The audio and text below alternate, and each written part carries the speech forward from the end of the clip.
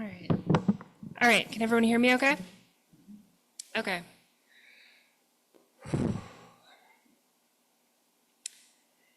In April of 2018, I was doing everything that was expected of me as a 30-year-old man. I had become a husband the previous summer, and I was starting a new high-paying job as a library director for a metropolitan library. I was on the cusp of starting the ideal future that my parents envisioned for me. And in spite of this, I was miserable. I was in such a deep spiritual pain for so long that I assumed that it was just a part of being alive. Ever since first grade, I'd been struggling with the desire to be a girl. I dreamt of it, both literally and figuratively. And while I had for much of my life seen this desire on the level of wanting to be a ninja, a dinosaur, or a superhero, impossible, by that April, I had gradually come to realize the truth of those feelings, that they were real and they had a cause. In leaving behind some of the bigoted views instilled by my parents and their church, I was eventually able to make friends within the LGBTQ+ community. I had since become a staunch and enthusiastic ally for them and for their struggle. I personally knew transgender people and supported them wholeheartedly, and I felt a strange sense of belonging among them that I couldn't understand at the time. They were people who had transitioned to become their true selves, and from their example, I came to realize I wanted the same thing for myself. I knew that if I went through with it, though, it would cost a heavy toll. If I came out, if I transitioned, it would cost me my marriage, the acceptance of my parents, and most likely my job. And unfortunately, I had been right. Within a year, I was divorced, unemployed, and living amongst my unaccepting parents. But there eventually came to be a glimmer of hope. I'd finally found a girlfriend who supported me through my darkest time. And in February of 2020, I received the promise of a new job. The City of Springfield was willing to bring me on as a circulation manager at their public library. And from the get-go, they knew that I was transgender. There was no surprise that it cost me my previous job. I had coworkers who knew me as transgender and accepted me. Within the first week of being hired and receiving my health insurance card, I immediately went to work in seeking out coverage for my transition-related health care. I want to make it clear that this is a big deal for trans folks. The ability to have autonomy over our own bodies and feel comfortable in them is paramount. And unfortunately, as with most medical costs, it is prohibitively expensive without insurance coverage. So this was a high priority for me. Thankfully, even when I had been unemployed and living with Medicaid, I had still been receiving coverage for my hormones. I had assumed that my company would offer the same, if not better, coverage. But I was genuinely shocked to find out when I spoke to an insurance representative for my new employer that they would not be covering anything related to transgender care. Not hormones, not surgery, nothing. No sexually transformative treatments. I would be expected to carry the burden of those costs out of my own pocket. I assumed that this had been a mistake. After all, I lived in Illinois, this bastion of liberal values. It was a legal requirement for the state of Illinois to cover transition-related care. This was all in black and white, and while I made the point to speak to the HR department, I was certain that they would see their mistake and work to fix it. But I was disappointed. Despite Springfield's supposed commitment to diversity that they had proclaimed when they had hired me, they had no desire to put their money where their mouth was. I was rebuffed. So I sought an appeal. And after a closed-door meeting I had no access to, a mysterious council of people I had never met and had never met me decided to ignore my plea and ignore state law. And I received a one-paragraph email. The council has decided not to amend the insurance policy.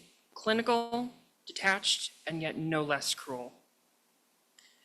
And when I objected, the head of the Human Resources Department himself, the top of the food chain, sent me a letter that said they wouldn't do anything to fix this. This was my problem alone. The city who employed me wouldn't be fighting on my behalf.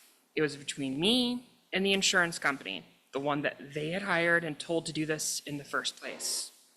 It was a dodge, of course. The City of Springfield was the one who decided not to cover my transition-related care. They set the policy for the insurance company to follow. Arguing with the insurance company would accomplish nothing. It was the city that had decided that my health, my well-being, and even state law had no meaning to them. They just wanted to hide from the consequences of their callous disregard for my well-being. And when I finished reading that letter, I broke down and cried at my desk. Not just for myself, but for my fiance, whom I would be supporting. She was moving from Springfield from the other side of the planet to be with me. I would have to pay for every single transition-related cost for me and for her out of pocket. I had to put my transition plans on hold as everything became a financial calculation of what I could afford instead of what I needed. It didn't matter what was legal or even what was fair. I was literally sitting in the shadow of a metropolitan government that didn't care about me. I felt hopeless. In the height of the COVID pandemic, struggling to find my footing in a new job and desperately trying to find a way forward, I felt like everything was pointless. I felt so alone and powerless, as if this current darkness would last forever, as if I didn't matter in the face of this unstoppable juggernaut. It was only through the support of friends, however, that I found the courage to move forward. With their help, I stopped accepting this injustice as a given, and I found the righteous anger to fight back. I wasn't going to take this lying down, not for me, not for my wife-to-be, or any of the other transgender folks in service to the city. This wasn't right. It wasn't going to get any better unless I was willing to take a stand. Whatever it cost, this was worth fighting for. I reached out to the American Civil Liberties Union, the ACLU. And despite my assumption that the case would be lost in the shuffle, just like my case had been when I went to Springfield, I soon received a message back that they wanted to speak with me. I gave them every scrap of evidence that I could provide and was amazed to find that they were willing to fight for me. Finally, I felt that someone was willing to see this injustice for what it was, and with their support, I finally felt like I had a fighting chance. Standing up for myself had, of course, come with a cost. In November of that year, I lost my job with the city.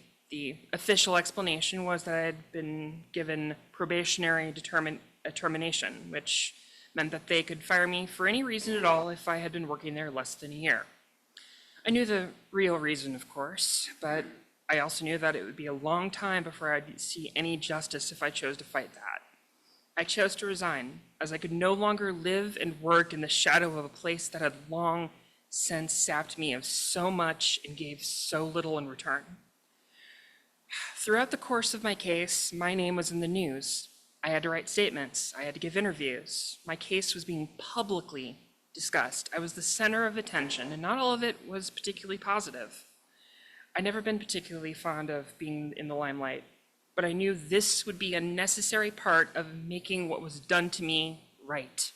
My voice, my face, and my story was a weapon that I could bring to bear against this struggle.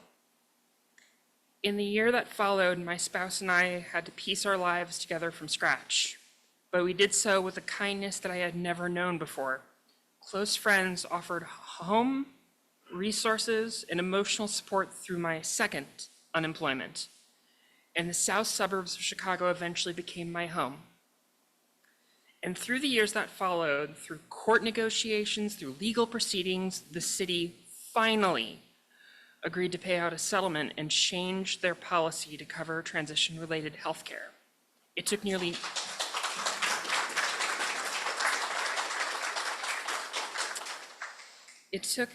nearly 4 years for them to finally fix their mistake, and I won't pretend that they didn't go beyond what they were legally mandated to do.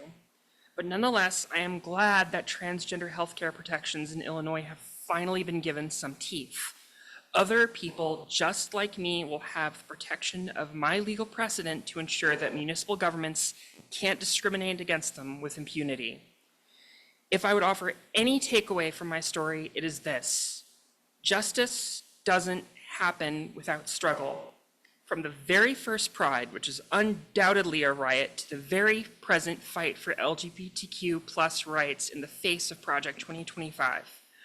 We don't move forward by asking nicely and playing by the rules. We must be loud, we must be disruptive, and most importantly, we must be united in our commitment to stand up for our justice, even if it doesn't directly affect us. Our suffering is shared, and our hearts beat as one. With many hands, we can move mountains. With one voice, we shake the stars, and with one shared purpose, we shape the future. Thank you for listening.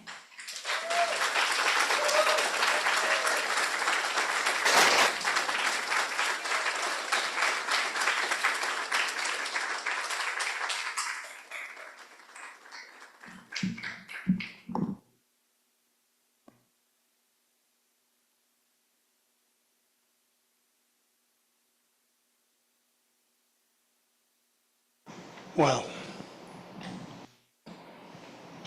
I will eventually try to follow that. But first, it's time to take the offering for the work of the church. This is a fourth Sunday, and although your order of service in the announcement said that